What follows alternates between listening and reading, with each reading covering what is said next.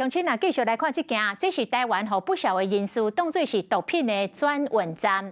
为印尼的雅加达港进到高雄的货柜，查到3级的毒品叫做卡通，前后总共查到将近180吨，这个市值超过363亿。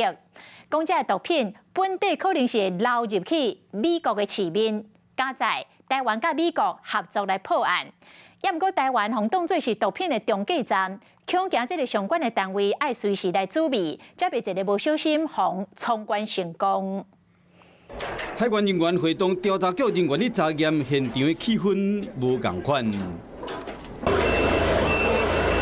货柜内底规清箱的物件，拢用地沟机甲搬出来。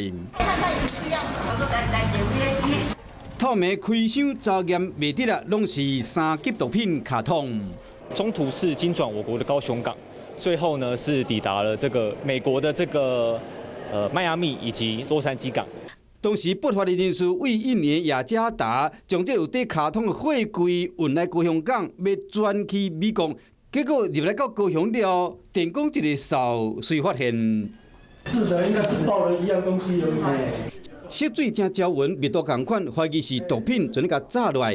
今年4月查到头一卡货柜底清几箱超过27吨的卡通了后，陆续阁锁定其他6卡印尼来台湾的货柜，前后总共查扣7535箱，不法的市值超过363亿。列为这个第3级毒品呐，所以既然是毒品的话，我们也不想要成为这个毒品转运国，所以如果要在我国经转的话，我们都是不允许的。台湾甲美国合作，才成功将这毒品甲炸落来，无互伊流入市面上。是讲台湾变成运送毒品的转运站，就惊讲类似情形搁发生，相关的单位唔敢答应。